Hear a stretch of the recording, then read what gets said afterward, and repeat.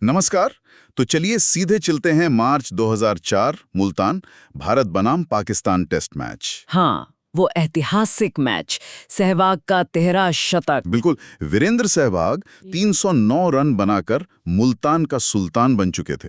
भारत का स्कोर 675 पर 5 विकेट। और तभी एक चौंकाने वाला फैसला आया। हाँ, कार्यवाहक कप्तान राहुल द्रविड़ ने पारी घोषित कर दी। और यहीं से वो किस्सा शुरू होता है जो आज तक याद किया जाता है, क्योंकि सचिन तेंदुलकर क्रीज पर थे। 194 रन पर नॉट आउट। जी, अपने दोहरे शतक से सिर्फ 6 रन दूर। और हाँ। पारी घोषित हो गई। ये फैसला उस वक्त बहुतों को समझ नहीं आया। बहुत आलोचना हुई थी द्रविड़ की। हुई थी, बिल्कुल हुई थी। सवाल उठे कि भाई क्यों? हाँ ठीक है, मैच जीतना है, पाकिस्तान को 2 बार आउट करना है, पर कोई बल्लेबाज 194 पर हो तो उसे 6 रन बनाने का मौका तो देना चाहिए ना, खासकर सचिन तेंदुलकर। सही बात है। और आज हम इसी घटना को थोड़ा समझने की कोशिश करेंगे। सचिन तेंदुलकर ने खुद अपनी आत्मकथा प्लेइंग इट माय वे में इसका जिक्र किया है। हाँ, और हमारे पास कुछ और विश्लेषण भी हैं इस पर। तो देखते हैं कि सचिन ने क्या महसूस किया, क्या कहा उन्होंने। अच्छा, तो जब उन्हें वापस आने का इशारा मिला ड्रेसिंग रूम से, उनका पहला रिएक्शन क्या था? उन्होंने अपनी किताब में लिखा है साफ साफ कि उन्हें विश्वास ही नहीं हुआ।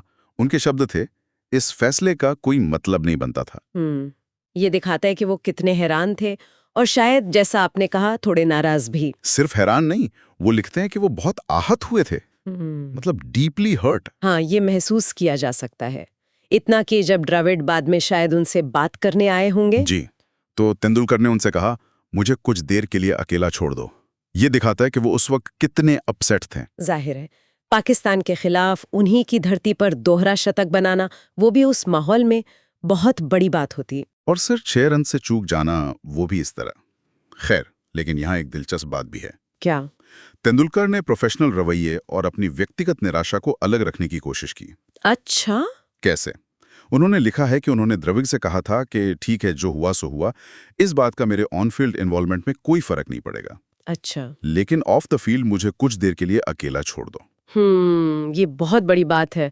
मतलब टीम के लिए अपनी जिम्मेदारी समझना, भले ही आप अंदर से कितने भी निराश क्यों ना हो। हाँ, ये दिखाता है कि टीम हमेशा पहले थी, लेकिन ये भी साफ है कि वो व्यक्तिगत तौर पर जाहिर है खुश नहीं थे। 194 नॉट आउट, कौन खुश होगा? कोई नहीं, बिल्कुल नहीं। ये हमेशा कप्तान के लिए एक मुश्किल फैसला होता है, टीम का हित बनाम व्यक्तिगत उपलब्धि, खासकर जब इतना बड़ा खिलाड़ी शामिल हो। सही कहा।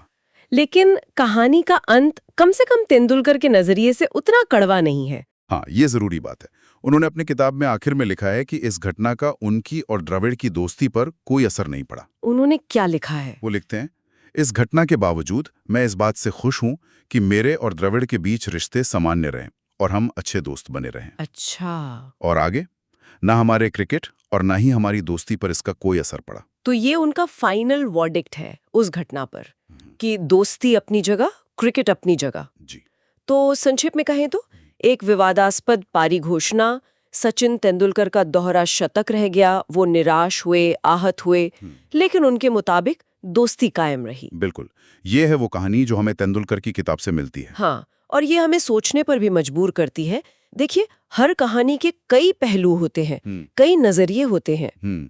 तेंदुलकर ने अपना पक्ष बहुत स्पष्ट रूप से रखा है, पर क्या उस ड्रेसिंग रूम में उस वक्त मौजूद दूसरे खिलाड़ी या कोच या टीम मैनेजमेंट, उनके पास इस घटना की कुछ अलग यादें या अलग दृष्टिकोण हो सकता है? बिल्कुल, क्या पता। ये एक ऐसा सवाल है जिसका शायद कोई एक निश्चित जवाब कभी न मिले। क्रिकेट इतिहास का एक दिलचस्प पन्ना।